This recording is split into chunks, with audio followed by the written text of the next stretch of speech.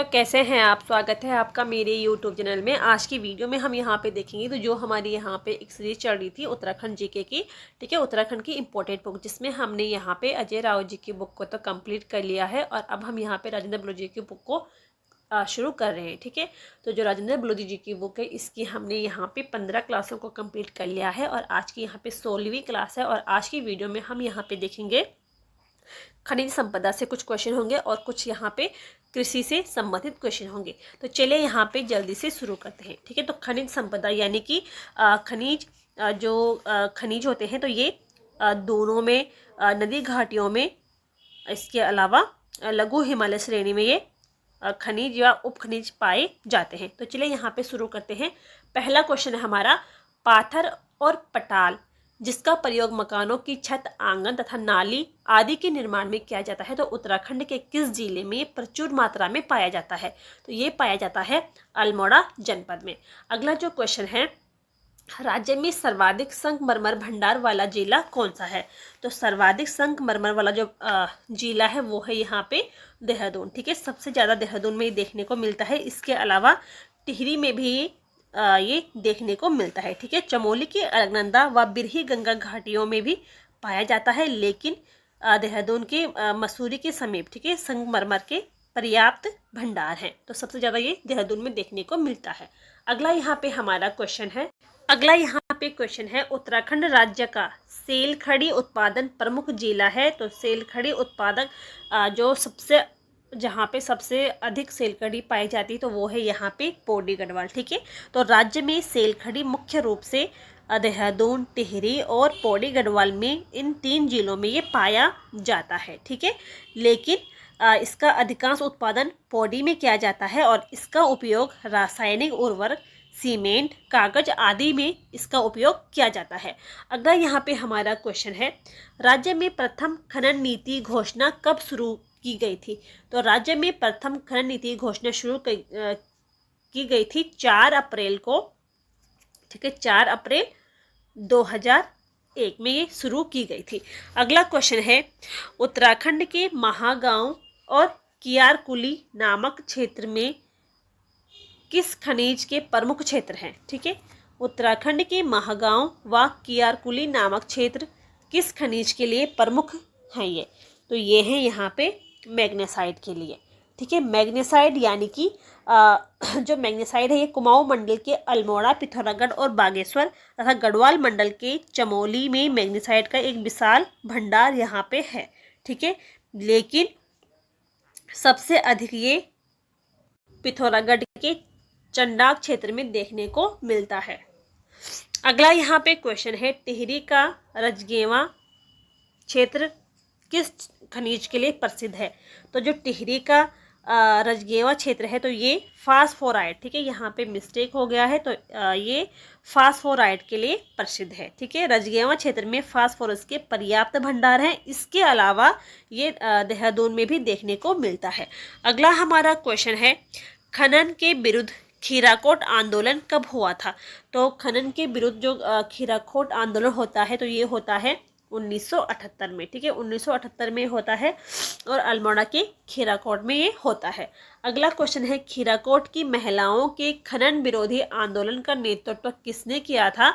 तो इसका नेतृत्व करते हैं 2 महिलाएं करती हैं, मालती देवी और राधा भट्ट। ठीक है, राधा भट्ट को राधा बहन के नाम से भी जाना जाता है। अगला हमारा क्वेश्चन है, 1 स्टेट 1 रॉयल्टी नीति कब लाई गई थी? तो 1 स्टेट 1 रॉयल्टी नीति ये लाई गई थी 2023 में। आगे देखते हैं अगला क्वेश्चन है, सबसे निम्न श्रेणी की कृषि भूमि को राजस्व अभिलेखों में क्या कहा गया है? तो जो सबसे निम्न श्रेणी की कृषि भूमि है उसको कंटील, उलखेड़ी, खिल और इज्जर भी इसको कहा गया है। ठीक है, तो जो पर्वतीय कृषि भूमि होती है तो पर्वतीय भागों में 3 प्रकार की भूमि मिलती है। ठीक है, जैसे कि तलाव भूमि, उपराव भूमि और इजराइन भूमि। जो तलाव भूमि है तो ये भूमि घाटी के तलों में मिलती है जहाँ पे सिंचाई की सर्वोत्तम व्यवस्था होती है। ठीक है, तो ये जो भूमि होती है ये उपराव भूमि से 3 गुना अच्छी मानी जाती है। दूसरी यहाँ पे होती है उपराव भूमि। ठीक है। तो जो उपराम भूमि होती है ये असिंचित भूमि होती यह असिंचित भूमि ऊपरी भागों में मिलती है। ठीक है, इसको यहाँ पे दो वर्गों में बांटा गया है, यानी कि यहाँ पे सिंचाई के जो साधन होते हैं वो तलाव भूमि से भी कम होते हैं। ठीक है, तलाव भूमि सबसे ज़्यादा होते हैं, उसके बाद उपराम भूमि में ये सिंचाई के साधन थोड़ा कम यहाँ पे होते हैं, और इसको भी यहाँ पे दो वर्गों में बांटा गया है, उपराव अव्वल और उपराव दोयम में इसको बांटा गया है। ठीक है, तो उपराव अव्वल और उपराव दोयम से 1.5 गुना अच्छी होती है। ठीक है, जबकि जो उपराव दोयम होती है तो ये इजरान भूमि से 2 गुना उत्तम होती है। ठीक है, जो तीसरे नंबर की जो भूमि होती है वो इजरान भूमि। ठीक है, तो वनों के बीच या किनारे की अपरिपक्व पथरीली भूमि को इजरान कहते हैं, यानी कि जो बंजर भूमि होती है उसको इजरान कहा जाता है।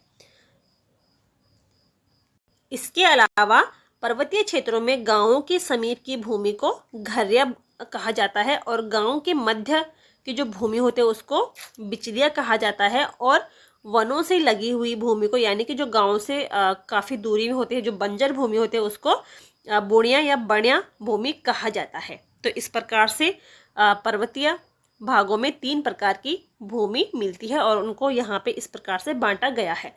अगला हमारा यहाँ पे क्वेश्चन है, उत्तराखंड राज्य की 3 प्रमुख फसलें हैं क्रमशः। ठीक है, तो 3 कौन सी प्रमुख फसल है? तो सबसे पहले है यहाँ पे पहले स्थान पे है गेहूँ। ठीक है, उत्तराखंड में गेहूँ का सबसे अधिक उत्पादन किया जाता है, दूसरे पे है चावल और तीसरे पे है गन्ना। ठीक है, गेहूँ का सबसे अधिक उत्पादन होता है उधम सिंह नगर में। ठीक है, और सबसे कम होता है रुद्रप्रयाग में। अगला क्वेश्चन है, जैविक खेती को बढ़ावा देने हेतु उत्तराखंड जैविक उत्पादन परिषद का गठन कब किया गया था? तो इसका गठन किया जाता है 2003 में। आगे देखते हैं, हमारा अगला क्वेश्चन है, नई कृषि नीति की अधिसूचना कब जारी की गई थी? तो नई कृषि नीति की अधिसूचना जारी की गई थी 2011-12 में। ठीक है, इसके अलावा उत्तराखंड सीड सर्टिफिकेशन जारी हुआ था 14 मार्च 2001 को, ऑर्गेनिक सर्टिफिकेट एजेंसी 8 जून 2006 को, और कृषि उत्पादन विपणन बोर्ड दिसंबर 2000 को। ठीक है, दिसंबर 2000 में कृषि उत्पादन विपणन बोर्ड। अगला क्वेश्चन है, सबसे कम चारागाह भूमि वाला जिला है? तो सबसे कम चारागाह भूमि वाला जिला है टिहरी गढ़वाल, और सबसे ज़्यादा है चमोली जनपद में। अगला क्वेश्चन है, उत्तराखंड राज्य के किस जिले में सर्वाधिक कृषि योग्य भूमि है? ठीक है, तो सर्वाधिक कृषि योग्य जो भूमि है वो है यहाँ पे उधम सिंह नगर, और सबसे कम है रुद्रप्रयाग।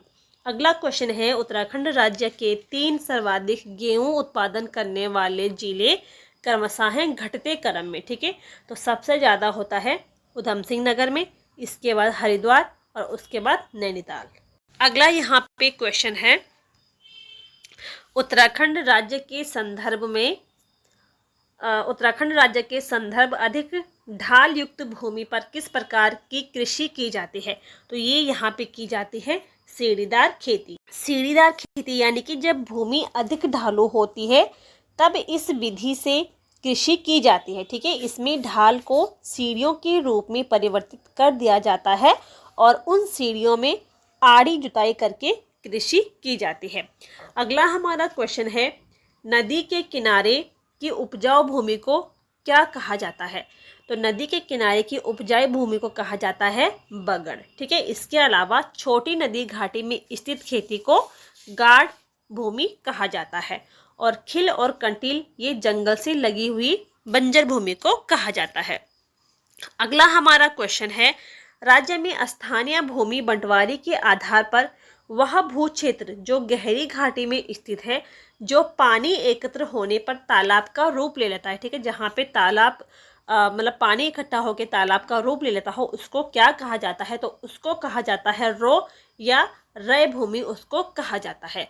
अगला हमारा क्वेश्चन है, राज्य में स्थानीय भूमि बंटवारे के आधार पर अर्ध सिंचित भूमि के लिए कौन सा शब्द का प्रयोग किया जाता है? तो पचार व सिमार उसको कहा जाता है। इसके अलावा इसको सीमंत शब्द इसके लिए सीमंत शब्द का प्रयोग भी किया जाता है। तो ये थे आज के हमारे यहाँ पे 20 क्वेश्चन, जो कुछ यहाँ पे कृषि से संबंधित थे और कुछ यहाँ पे खनिज संपदा से संबंधित थे। उम्मीद है आपको यहाँ पे वीडियो पसंद आई होगी। पसंद आई हो तो लाइक करें, शेयर करें और चैनल पे नए हैं तो चैनल को सब्सक्राइब ज़रूर करिए। मिलते हैं नेक्स्ट वीडियो में, तब तक के लिए थैंक यू।